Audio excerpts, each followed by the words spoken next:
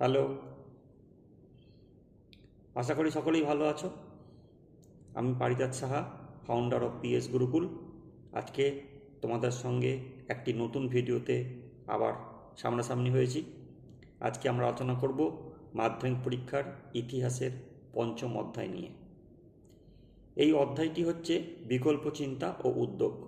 এবছর 2026 মাধ্যমিকের জন্য এই অধ্যায়টি খুবই গুরুত্বপূর্ণ।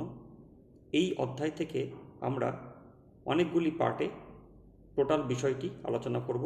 সেখানে আমাদের 1 নম্বর, 2 নম্বর, 4 নম্বর এবং 8 নম্বরের প্রশ্ন থাকবে। আলোচনায় যাওয়ার পূর্বে বলে রাখি, যারা প্রথমবার এই চ্যানেলটি ভিজিট করছো তারা অবশ্যই চ্যানেলটিকে সাবস্ক্রাইব করে দিও এবং পাশে থাকা বেল আইকন প্রেস করে দিও, যাতে আমার পরবর্তী ভিডিও আপলোড করলে তার নোটিফিকেশান সবার প্রথম তোমরা পাও। আর এর পাশাপাশি ভিডিওর লিঙ্কটিকে তোমার বন্ধুদের সঙ্গে শেয়ার করো, যাতে তারাও এই ভিডিও দেখে উপকৃত হয়। তাহলে চলো আর দেরি না করে শুরু করা যাক আজকের আলোচনা। আজকে আমরা আলোচনা করব বিকল্প চিন্তা ও উদ্যোগ, দশম শ্রেণীর ইতিহাসের পঞ্চম অধ্যায়ের বড় প্রশ্ন 8 নম্বরের জন্য 2026 মাধ্যমিকে যেটি খুব ইম্পর্ট্যান্ট, সেটি জাতীয় শিক্ষা পরিষদের অবদান লেখো। ভূমিকা: 1906 সালে বঙ্গভঙ্গ বিরোধী আন্দোলনকালে জাতীয় শিক্ষা ধারণার ভিত্তিতে গড়ে ওঠে জাতীয় শিক্ষা পরিষদ।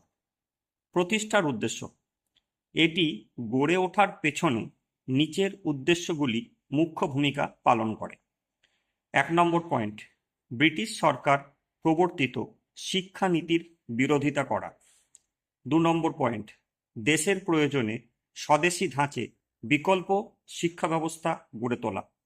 3 নম্বর পয়েন্ট: মাতৃভাষার মাধ্যমে শিক্ষার প্রসার ঘটানো।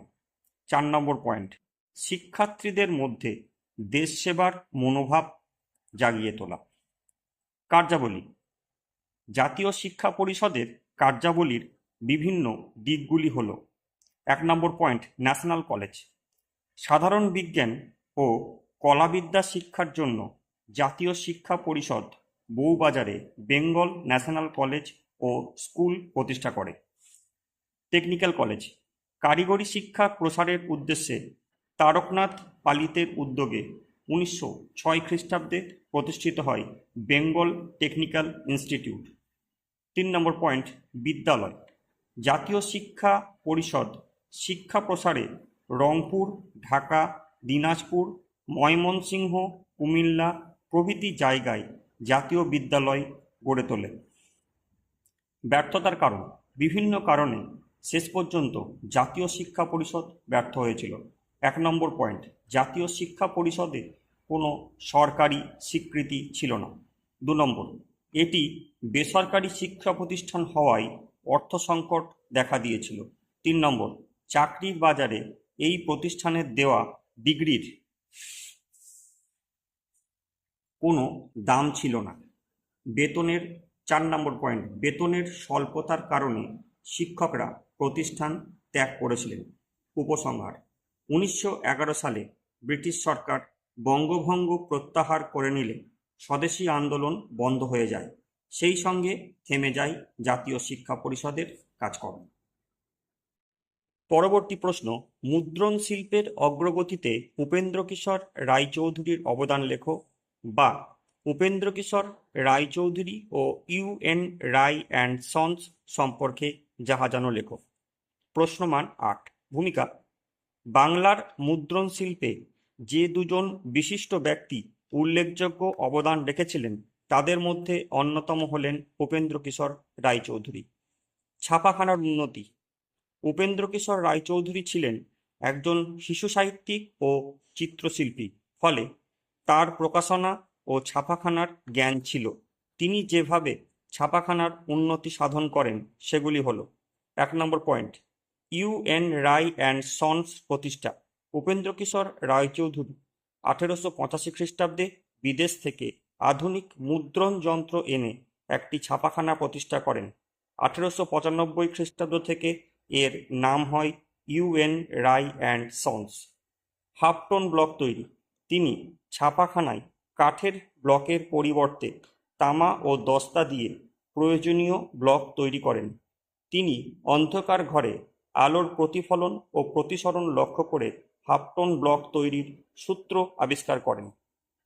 নতুন পদ্ধতি আবিষ্কার: উপেন্দ্রকিশোর রায়চৌধুরী সম্পূর্ণ দেশীয় উপায়ে রঙিন মুদ্রণের ডায়াফ্রাম যন্ত্র, স্ক্রিন অ্যাডজাস্টার যন্ত্র আবিষ্কার করেন। ছবির ব্যবহার: তিনি বইয়ের ভিতরে লেখার পাশাপাশি বিভিন্ন ছবির মুদ্রণ উন্নত করার জন্য পরীক্ষা নিরীক্ষা চালান এবং রঙিন ছবি মুদ্রণের ব্যবস্থা করেন।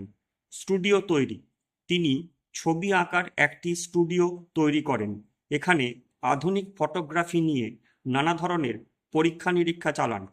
ফটোগ্রাফি ও মুদ্রণ শিল্প সম্পর্কে উচ্চশিক্ষার জন্য তিনি পুত্র সুকুমার রায়কে ইংল্যান্ডে পাঠান।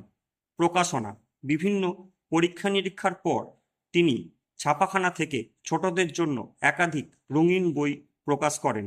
এদের মধ্যে উল্লেখযোগ্য হল ছেলেদের মহাভারত, গুপি গাইন, বাঘা বাইন, টুনটুনির বই, সন্দেশ পত্রিকা ইত্যাদি।